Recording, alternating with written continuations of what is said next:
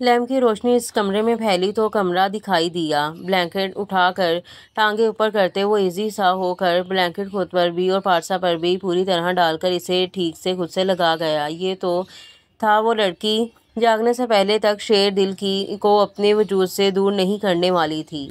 احمد شاہ کی حویلی اسی گاؤں میں ہی تھی جہاں صالح شاہ رہتا تھا۔ کچھ غلط اور ایسے کاموں کی وجہ سے وہ صالح شاہ کی نگاہوں میں آ گیا کہ اب وہاں آنا جانا ہر کسی کا بند تھا۔ احمد شاہ کی بہن صالح شاہ کی ماں تھی۔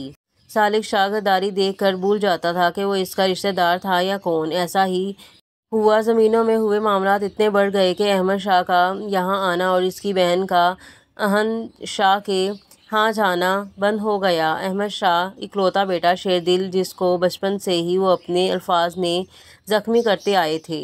احمد شاہ کی ماں اسے 17 سال کی عمر میں ہی چھوڑ کر جا چکی تھی۔ ایک کار ایکسیڈنٹ نے ان کی موت واقع کی تھی۔ نہ جانے تب سے ہی شیر دل اس قدر سخت دل کیوں ہو گیا تھا۔ نیم اندھیرا کیے ذہن احمد شاہ کے بھائی ماضی کی سوچوں میں غرق تھے۔ وہ ہر چیز میں احمد شاہ کے ساتھ شامل تھے مگر پھر بھی کچھ معاملات وہ سمجھ نہ سکے۔ وہ دونوں سوتیلے تھے۔ احمد شاہ کے باپ کی پہلی اولاد احمد اور پھر صالح شاہ کی ماں اور دوسری شادی سے صرف زین۔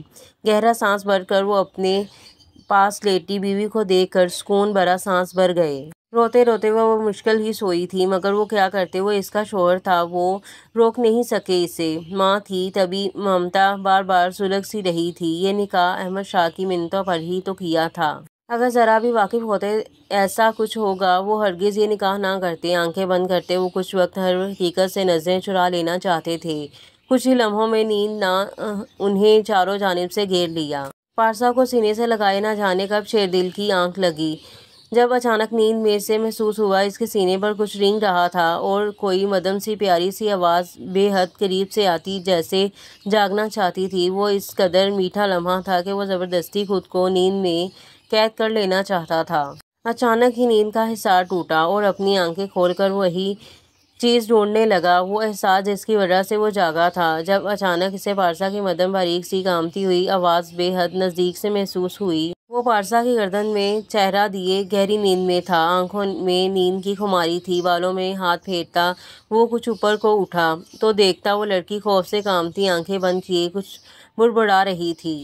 وہ سمجھ نہ سکا۔ اس کی آواز سن کر اسے اندازہ ہوا وہ اسے خود سے اٹھانے کے لیے ہی ہاتھ پیر چلا رہی تھی۔ پہلے خود ہی مجھے اسیر کر کے میری جان اب خود سے دور کر رہی ہو۔ اٹس ناٹ فیئر جانا۔ چہرے پر آئی لٹوں کو کان کے پیچھے کرتے وہ تنزیہ بولا، جبکہ وہ اس کے سخت الفاظوں پر کانپتے لبوں سے کچھ بھی کہنے سے قاصر تھی۔ وہ کتنا شفاف تھا اس قدر گھٹیا الزام۔ اسے تو یاد بھی نہ آیا رات میں کیا ہوا تھا۔ اسے اپنے پاس دیکھ وہ بس چیخ کر گلا گونج سکی تھی۔ تمہاری بھیگی آنکھیں بے تحاشا حسین ہیں پارسا دل۔ وہ اپنا نام کا آدھا حصہ اسے نام سے جوڑ رہا تھا جبکہ وہ حیران رہ گئی۔ وہ اس کی بھیگی سرخ آنکھوں کو خوبصورت کہہ رہا تھا۔ کیا وہ اسے روتے ہوئے درد اور اذیت میں اچھی لگتی تھی؟ چھوڑیں پلیز۔ بمشکل وہ اس کے سینے پر ہاتھ رکھ کے پیچھے کی جانب دھکیل کر بول پائی۔ الفاظ ٹوٹے پھوٹے تھے جس پر وہ تنزیہ مسکراتا نیچے کی جانب جھک کر سرگوشی نما آواز میں بولا، soul mates do not leave each other sweetheart. وہ باری سرگوشی اس کے اوسان خطا کرنے کے لیے کافی تھی۔ وہ اپنے خاندان کی واحد لڑکی تھی جو شیر دل سے خوف کھاتی تھی، اس قدر کہ اس کے نام پر بھی وہ سانس لینا بھول جاتی۔ اور اس پل وہ اس کے سامنے تھا، وہ ڈر ہی رہی تھی اگر کچھ بھی بولتی تو وہ کہیں اس کا گلا ہی نہ گونج دیتا۔ اسے بے ساختہ وہ لمحہ یاد آیا جب وہ اونچی آواز پر اس کے بھائی کا گلا گھونٹنے لگا تھا۔ بے شک وہ چھوٹا تھا مگر شیر نے یہ بھی لحاظ نہیں کیا تھا وہ دن اور آج کا دن۔ وہ اس سے اتنا خوف کھاتی تھی کہ اب ہر کوئی شیر دل کا نام لے کر ہی اسے چڑھانے لگا تھا۔ وہ ایک شاندار گھر تھا، ہر چیز سے سجا خوبصورت سا جس میں ضرورت سے زیادہ ہر چیز موجود تھی۔ شیر جب اپنے کمرے میں گیا تھا تب اس نے ڈرتے ڈرتے باہر قدم رکھے تھے۔ حیرانی ہی حیرانی تھی مگر وہ پہچان نہ سکی۔ اس نے آج تک یہ گھر نہ دیکھا تھا اور سوال کرنے کی ہمت نہ تھی کہ اس سے پوچھ لیتی یہ کس کا گھر تھا۔ گھر کے معاملہ میں وہ کبھی بھی دلچسپی نہ رکھتی تھی مگر شیر دل کا ٹاپک ہر کوئی مزے لے کر شروع کرتا تھا۔ سب کی زبان پر اس کے خلاف ہی باتیں ہمیشہ سے رہی تھیں۔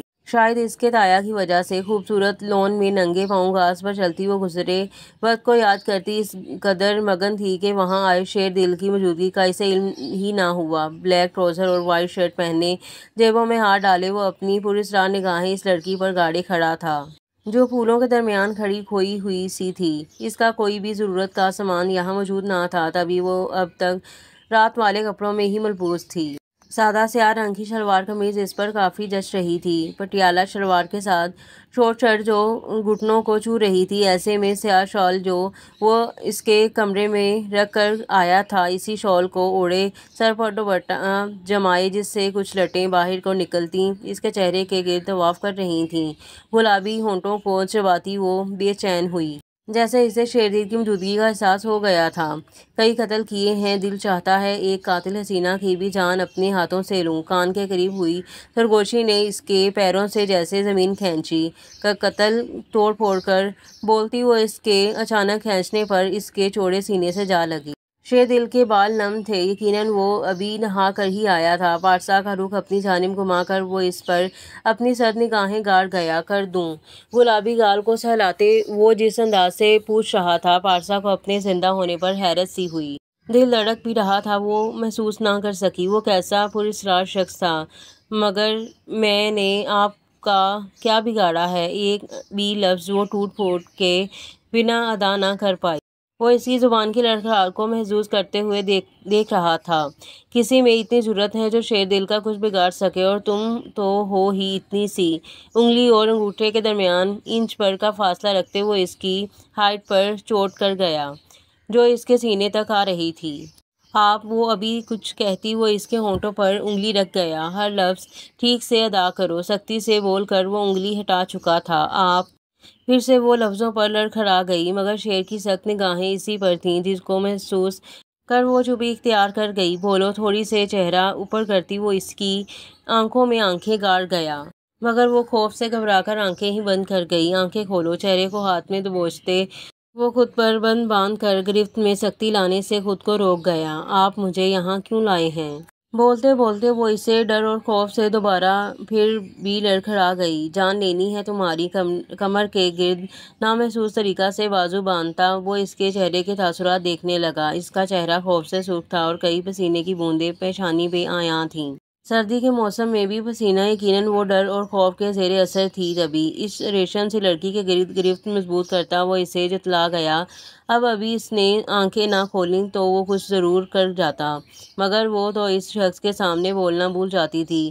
کھجا کے آنکھیں کھول کر اس کی سرد آنکھوں میں دیکھتی، گردن میں ہاتھ ڈال کر وہ اس کا چہرہ اپنے چہرے کے قریب لے آیا۔ آنکھیں کھولو پارسا۔ دل انگوٹھے سے تھوڑی مسلتے وہ اسے کانپنے پر مجبور کر گیا، مگر جھکی جھالریں جھکی ہی رہ گئیں۔ مجھے جانے دے پلیز، لبوں سے سسکی کے ساتھ فریاد نکلی۔ اتنی آسانی سے ابھی تو میں نے کچھ کیا ہی نہیں جانا۔ اس کے تمسخر اڑاتے الفاظ اس کے ننھے سے دل کو چکنا چور کر گئے۔ وہ کیوں تھا آخر اتنا ظالم؟ اس لمحہ اسے محسوس ہوا وہ اس سے ہی حد سے بڑھ کر نفرت کرتا تھا۔ تم میری کر دی گئی ہو، اور اب صرف میرے لیے ہو، چاہے میں تمہارا نہیں جانا۔ اس کا جانا کہنا کسی دل کی چبھن کے درد کو اور بڑھا گیا۔ اس کی باتوں میں طنز تھا، گہرا وار تھا، جو شاید اب شروعات تھی۔ آدھی رات گزر جانے کے بعد وہ حویلی میں داخل ہوا۔ سفید شرٹ پر کئی جگہ خون کے دھبے تھے، جس کی وجہ سے ہی وہ اس وقت آیا تھا۔ جانتا تھا اب تک سب ہی سو چکے ہوں گے۔ ہاتھوں پر زخم سے خون رس رہا تھا۔ فرش پر خون نہ گرے تبھی ہاتھ جیب میں ڈالتا وہ دبے پیر اوپر کی جانب بڑھ گیا، مگر وہ ناواقف تھا، اصل امتحان تو ابھی باقی تھا۔ آپ خود جائیں نا، پارسا کو لے آئیں، شیر کو منائیں، خدا کا واسطہ وہ بہت برا ہے۔ وہ کہاں لے کر گیا ہوگا، نہ جانے بھوکی پیاسی میری بچی کیسے رہ رہی ہوگی کل رات سے۔ شام ہونے کو آئی تھی اور اب تک پارسا اور شیر نہ لوٹے تھے۔ ایسے میں وہ ذہن سے کتنی ہی بار یہ کہہ چکی تھیں، مگر وہ تو جیسے چپ کا دروازہ رکھ کر بیٹھے تھے۔ آپ سن رہے ہیں، اگر اب بھی کچھ نہ کیا تو میں خود کو کچھ کر بیٹھوں گی۔ زین غصہ میں بولتی اٹھ کھڑی ہوئیں۔ آرام سے ٹھنڈے دماغ سے سوچیں، وہ کوئی نامحرم نہیں ہے اس کے لیے، اس کا شوہر ہے، سب سے قریبی رشتہ۔ میں کیسے اسے چھین آؤں؟ اور شیر کیا جانتی نہیں اس سے پارسا کو چھیننا اس کی انا پر تمانچہ ہوگا، جس کی سزا ہماری معصوم بیٹی کو بھگتنی ہوگی۔ ساری زندگی وہ چلا جائے گا اسے اپنی نام پر چھوڑ کر ہمیشہ کے لیے۔ وہ رات کو باہر گئے تھے ان کے پیچھے، اور شعر کے الفاظ وہ بخوبی سن اور سمجھ چکے تھے۔ تبھی انہوں نے اب تک کوئی ایسا قدم نہ لیا جس سے پارسا کی زندگی پر اثر ہوتا۔ تبھی تو وہ خاموش بیٹھے، اور ان کی بیوی کو لگ رہا تھا جیسے ان کو اپنی بیٹی کی کوئی فکر ہی نہیں۔ فکر تھی تبھی تو وہ کچھ نہیں کر رہے تھے۔ شاہ کمرے میں داخل ہوتے سالک شاہ کو دیکھ کر وہ بمشکل یہی لفظ ادا کر پائی۔ اپنا نام پہلی بار اس کی زبان سے سالک شاہ نام نکلا تھا، چاہے ادھورا ہی سہی۔ وہ اسے اپنے سامنے دیکھ جبڑے بھینچے اشتعال ہر قابو پاتا بغیر ایک اور نگاہ اسے دیکھے چینجنگ روم کی جانب بڑھ گیا۔ اس کا بغیر جواب یا کچھ بھی کہے بغیر یوں جانا گل کو سخت برا لگا، مگر پریشانی تھی وہ وہیں چینجنگ روم کے باہر ہی چکر کاٹنے لگی۔ جب 5 منٹ بعد وہ باہر نکل کر کمرے سے باہر نکل گیا، وہ اسے دیکھ بھی نہیں رہا تھا۔ وہ حیران ہوئی، انگلیاں چٹکتے وہ اس کا انتظار کرنے لگی۔ جب وہ خالی ہاتھ کمرے میں آیا، جب وہ باہر گیا تھا تو اس کے ہاتھ میں وہی کپڑے تھے جن پر خون لگا تھا۔ کمرے میں داخل ہوتے وہ واش روم میں گھس گیا۔ وہ اسے بولنے کا ایک بھی موقع نہیں دے رہا تھا۔ 10 منٹ بعد وہ باہر نکلا۔ وہ شاور لے کر آیا تھا، ایسے میں ہاتھ کا خون جم چکا تھا۔ ٹھنڈے موسم میں جو وہ نہا کر آیا تھا، وہ بھی رات کے اس پہر سوئی نہیں تم؟ اس کے سامنے آ کر نرمی سے گال سہلا کر سوال کرتا وہ اپنا لہجہ نارمل رکھے ہوئے تھا، جبکہ وہ کئی سوالات اس کی آنکھوں میں پڑ چکا تھا۔ آپ کہاں سے آ رہے ہیں؟ اس کی آنکھوں میں دیکھے وہ جواب طلب کر رہی تھی۔ بیزی تھا، تمہیں سو جانا چاہیے تھا۔ آ جاؤ، لیٹ جاؤ۔ گل کا ہاتھ تھام کر بیڈ کی جانب بڑھنے لگا، مگر اسے گل کی گرفت نے روک دیا۔ گہرا سانس خارج کر کے وہ رخ واپس اس کی جانب کر گیا۔ ایک کام کے سلسلے میں باہر تھا۔ اوکے، چلو آؤ۔ جواب دے کر وہ واپس بیڈ کی جانب بڑھنے لگا، مگر گل نے اپنے قدم وہیں روکے رکھے۔ گل، فوراً سے بستر پر جاؤ، سخت لہجہ میں کہہ کر سالک شاہ نے اپنا ہاتھ اس کی گرفت سے نکال لیا۔ مجھے بتائیں وہ خون کس کا تھا اور آپ کس سے؟ بولتے بولتے اس کی نگاہ سالک شاہ کے ہاتھ پر گئی اور وہیں ٹک گئی۔ آپ کے ہاتھ پر زخم؟ او خدایا، کیا ہوا ہے شاہ؟ پریشان سی پوچھتی وہ بھاگ کر فرسٹ ایڈ واش روم سے لے آئی۔ قربان جانم، میں ٹھیک ہوں، تم آرام کرو، نہایت ہی محبت سے کہہ کر وہ باہر کی جانب بڑھنے لگا۔ جب گل نے اس کی شرٹ دبوچ کر اس کے قدم وہیں ساتھ کر دیے، سالک کے مٹھی بند کرنے پر خون پھر سے رسنا شروع ہو چکا تھا۔ تبھی اسے جواب دینے پر وقت ضائع کیے بنا وہ اس کے ہاتھ پر دوا لگانے لگی۔ گل، مجھے نہیں چاہیے یہ مرہم۔ اس کی ہاتھ سے دوا لے کر وہ جھٹک دیتا۔ اگر وہ گل نہ ہوتی تبھی صرف الفاظوں پر ہی اکتفا کیا۔ خاموش رہیں۔ سنیے، ہر ہاتھ رکھ کر پیچھے دھکیل کر زبردستی بیڈ پر بٹھاتی وہ پاس ہی بیٹھ کر نرمی سے دوا لگانے لگی۔ سادہ سے سفید رنگ کے سوٹ میں ملبوس وہ سالک شاہ کا ایمان خراب کر رہی تھی۔ سفید رنگ اس کی گل پر بے انتہا جچ رہا تھا۔ ایسے میں دوپٹہ ڈھلک کر کندھوں پر، جس کی وجہ سے کیچر میں قید بال پوری طرح قید نہ ہوتے ہوئے اس کے چہرے پر آ رہے تھے، جس کو ہٹانے کی زحمت اس نے نہ کی۔ اس کا زخم نہایت نرمی سے صاف کرتی وہ نم آنکھوں سے کچھ دیر بعد پھونک بھی مار رہی تھی، جیسے اس کی جلن کم کرنا چاہ رہی ہو۔ سالک شاہ نے کبھی کسی کو اتنی اجازت نہیں دی کہ میرا ہاتھ پکڑ کر یوں مرہم لگائیں۔ مجھے نہیں پسند کسی کا خود کو چھونا۔ زخموں پر مرہم لگانا کب سے چھوڑ چکا ہوں، وہ خود ہی بڑھ جاتے ہیں۔ ویسے بھی کیا فرق مرہم لگاؤں یا نہیں؟ وہ اس کی جھکی ان آنکھوں کو دیکھ کر بولتا، اپنے ہاتھ پر سلیقے سے بندھی اس پٹی کو دیکھ۔ گل کو نرم نگاہوں کے حصار میں لیے ہوئے تھا۔